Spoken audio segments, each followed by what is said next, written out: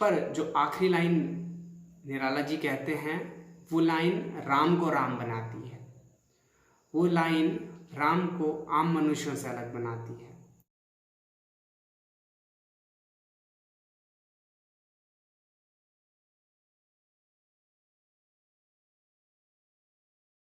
नमस्कार दोस्तों, मैं हूं संजय सिंह और सबसे पहले आप सभी को दुर्गा अष्टमी की हार्दिक शुभकामनाएं। एक दिन बाद हमारा विजयदशमी है, तो विजयदशमी की भी अग्रिम शुभकामनाएं। जैसा कि आप लोगों को थंबनेल देख के पता चल चुका होगा, आज हम लोग पढ़ाई की बात नहीं करने वाले। आज हम लोग बात करने वाले हैं हमारे नवरात्रों के बारे में और दुर्गा अष्टमी, विजयदशमी जो हम मनाते हैं इनके पीछे की वास्तविकता के बारे में, कि वास्तविकता में हम दुर्गा अष्टमी या विजयदशमी क्यों मनाते हैं। वास्तविकता में हम लोग अपने त्योहारों को मनाते तो हैं, लेकिन त्योहारों की वास्तविकता कभी नहीं जानते।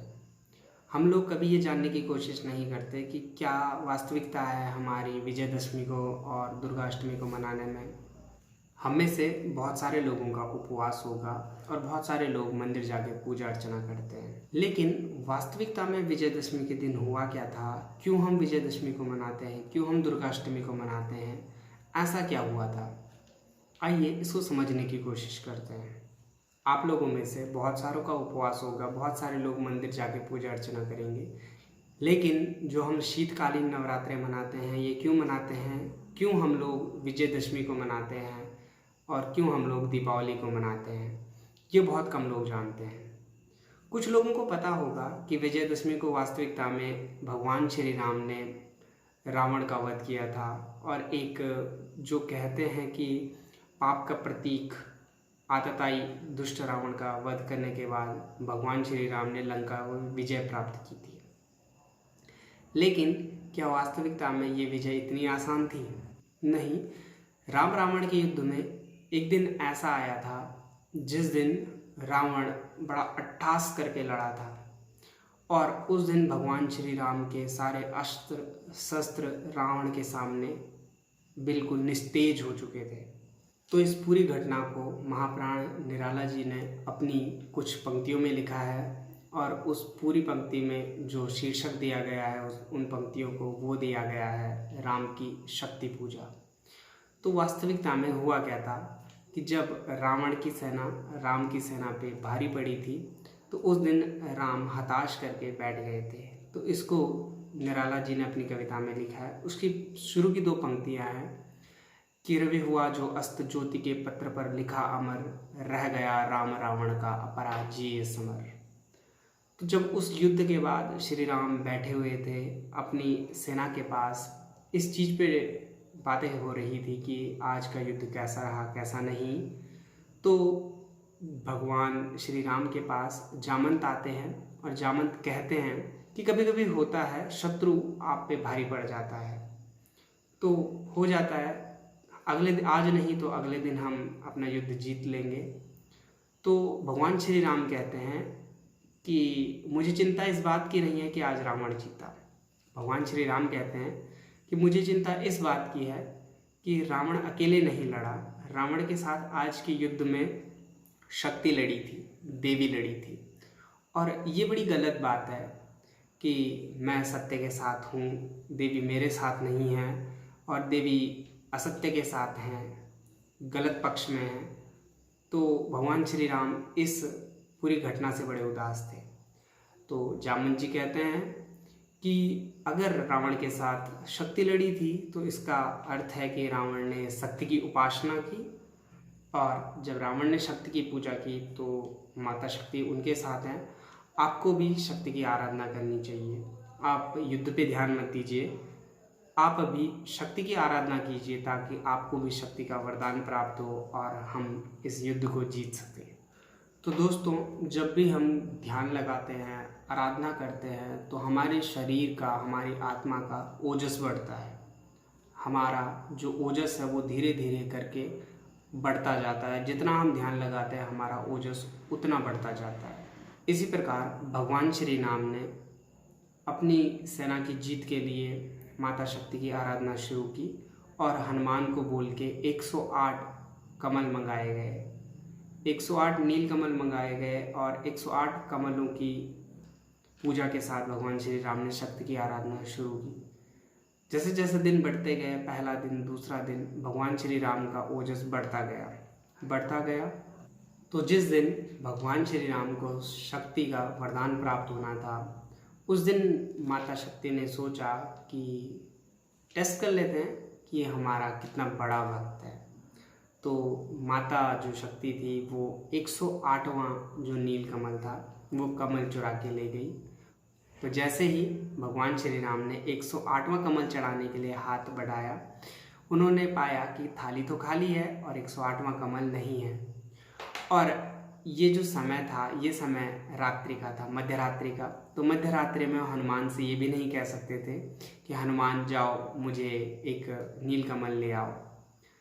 तो मध्य रात्रि के समय में माता 108वां कमल चुरा के ले गई और जो राम थे वो बड़े हताश हो गए।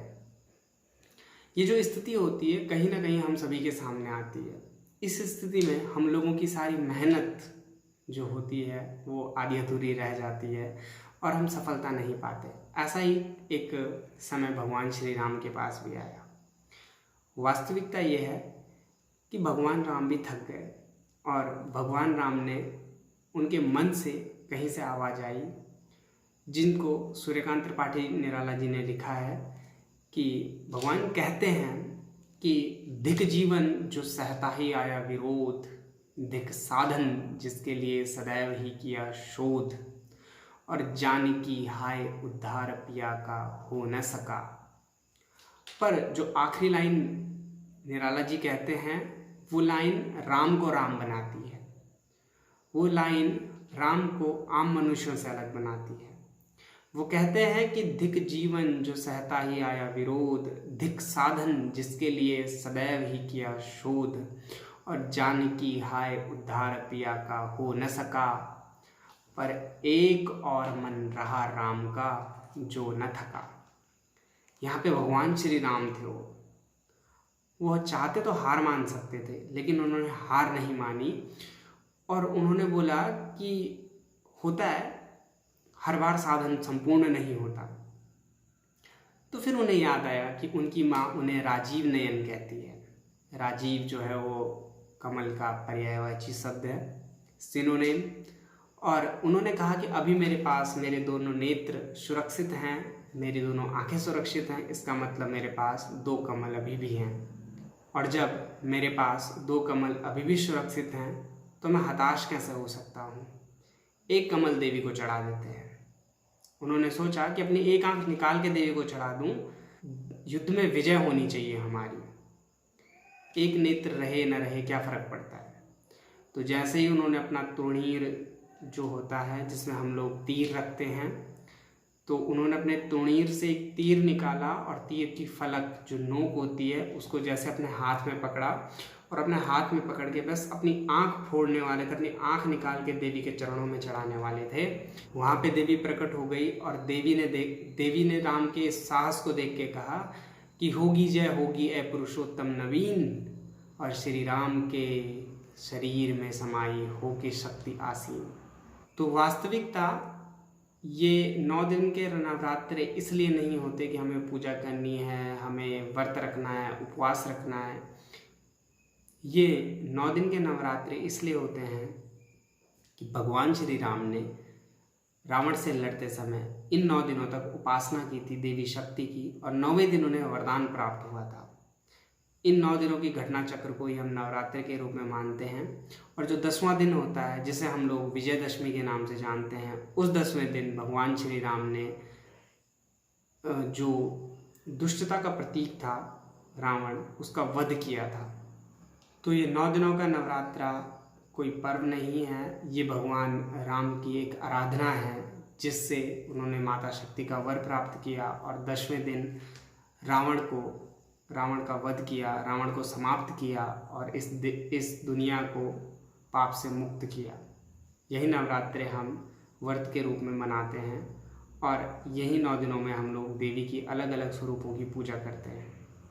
तो इस उम्मीद के साथ कि आज के बाद आप नवरात्रि के बारे में ज़रूर समझेंगे और ज़रूर समझेंगे कि नवरात्रि के पीछे का कारण क्या है, क्यों हम नवरात्रों को मनाते हैं। आपसे विदा लेते हैं किसी नए विषय के साथ। फिर से मिलेंगे, तब तक नमस्कार।